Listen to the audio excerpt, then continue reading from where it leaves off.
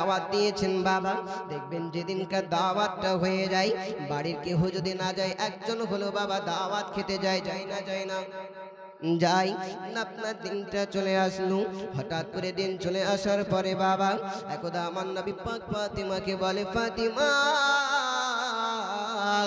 আমি দাওয়াত করে গিয়েছিল, তুমি বাড়িতে ছিলে না আমার, কিন্তু কুরাইশ বংশের মহিলা এসে আমাকে দাওয়াত করে গিয়েছিল মা, তোমায় দাওয়াত দিয়েছি বিবাহের অনুষ্ঠান খাওয়ার জন্য মা, তাই আমি বলি তোমাকে দাওয়াত খেতে যেতে হবে, তোমাকে তাদের বিবাহ অনুষ্ঠানে যেতে হবে। আমার ফাতিমা বলে, বাবা আমরা হলাম গরিব মানুষ, আমরা হলাম গরিব, আমার কাছে তো কোনো ভালো জামা কাপড় নাই বাবা, আমার কাছে তো কোনো ভালো ড্রেস নাই বাবা, আমি কোন ড্রেসটা পরবো? কারণ হলো বিবাহের অনুষ্ঠানে অনেক রাজার মেয়েরা বসে থাকবে, অনেক প্রজার মহিলারা বসে থাকবে, তারা অনেক দামি দামি কাপড় পরবে, তারা অনেক দামি দামি ড্রেস পরবে, কিন্তু না না আমার কাছে তো কোনো দামি দামি কাপড় নাই, আমার কাছে তো কোনো দামি কাপড় নাই। ওগো বাবা আমি কোন কাপড়টা পরে যাব?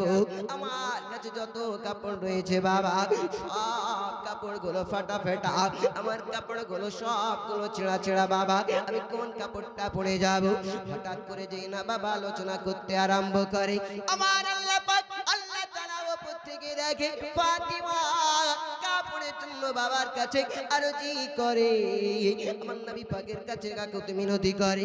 আমার আল্লাহ পাক জিবরিল আমিনকে বলে, জিবরিল তুমি আমার হাবিবে পাকের কাছে চলে যাও, আমার হাবিবে পাকের কাছে তুমি চলে যাও, আর আমার হাবিবে পাককে গিয়ে জানিয়ে দাও, যদি ফাতিমা ওই কুরাইশ বংশের বিবাহ হতে যায়, আমি আল্লাহ এত খুশি হব, আমি শুধু খুশি হব না, ওই কুরাইশ বংশের যারা রবে ওই মহিলাদের মধ্যে অনেক মহিলা যদি ফাতিমা বিবাহ হতে যায়, যদি ফাতিমা বিবাহ অনুষ্ঠানে যায়, ফাতিমা যাওয়ার কারণে আমি কুরাইশ বংশের অনেক মহিলাদেরকে ইসলামের দিকে আমি দাওয়াত টেনে নেব,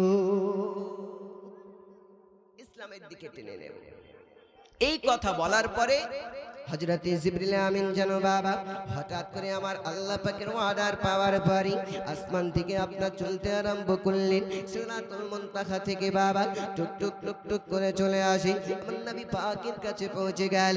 আমার আপনার নবী পাককে বলে, হুজুর আপনি আপনার মেয়ে ফাতিমাকে দাওয়াত খেতে পাঠান, আপনি ফাতিমাকে দাওয়াতের বাড়ি পাঠান, কারণ হলো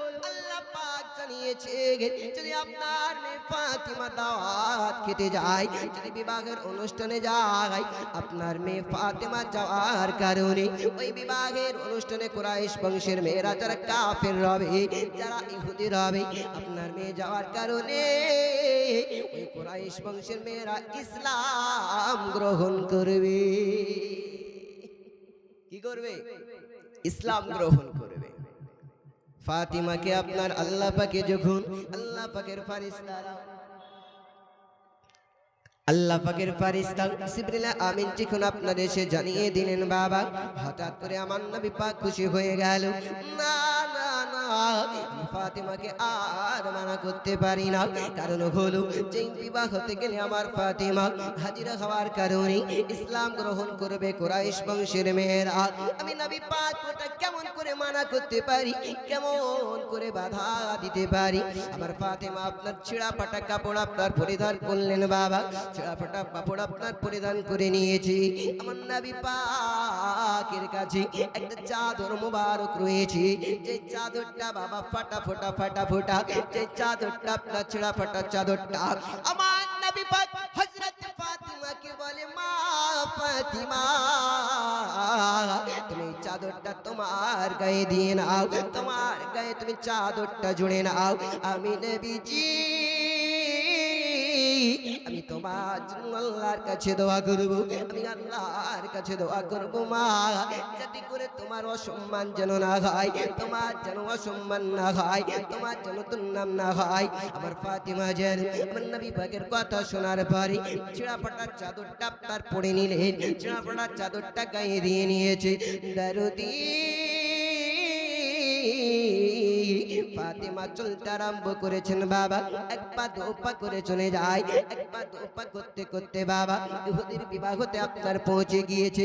সবাই দাঁড়িয়ে রয়েছে। ফাতেমা হলো গরিব পরিবারের মেয়ে, তার বাবা হলো গরিব। আজ ফাতেমা ছেঁড়াপাটা কাপড় পরে আসবে, তার ছেঁড়াপাটা কাপড় দেখে আমরা তাকে তুচ্ছ মনে করবো, তার আমরা মজাক বানিয়ে দেব, তার আমরা হাসি ঠাট্টাই আর কি করব। সবাই এই ধ্যান ধারণা নিয়ে বসে আছে, সবাই সিংহাসনে বসে আছে। আমার ফাতেমা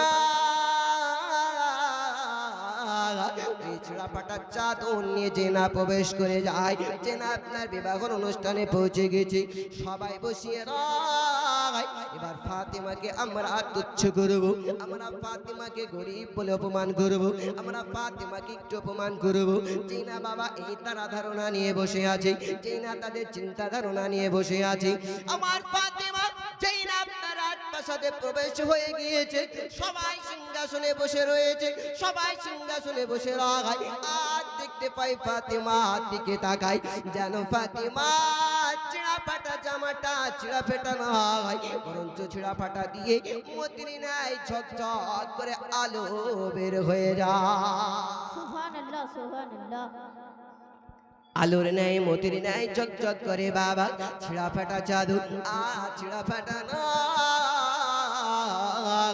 ফাতেমার গায়ে যেটা রয়েছে, ফাতেমার গায়ে ছেঁড়া ফাটা যেটা চাদর রয়েছে বাবা, ওই চাদরটা আর ছেঁড়া ফাটা নয়। ওই চাদরটা যেন মতির ন্যায় আপনার ঝিলমিল করতেছে, হীরার ন্যায় আপনার আলো দিতে আরম্ভ করেছে, টকটক করে আপনার ফুটতে আরম্ভ করে। যত রাজপ্রাসাদের যত রাজা বসেছিল, রাজার কন্যা সিংহাসনে বসেছিল, যেই না ফাতেমাকে দেখেছে সবাই হতভাগ হয়ে গেল, সবাই অবাক হয়ে গেল। ফাতেমা এত দামি কাপড় কোথায় পেল, এত নামি দামি ড্রেসটা তুই কোথায় পেলে ফাতেমা? তাদের চিন্তা ধারণা হয়ে গেল, আমরা এত রাজসার পিঠে খাওয়ার পরে, আমরা এত নামি দামি বড় লোকের মেয়ে হওয়ার পরে আমরা এমন ড্রেস আমরা কখনো দেখিনি, এমন কাপড় আমরা দেখিনি।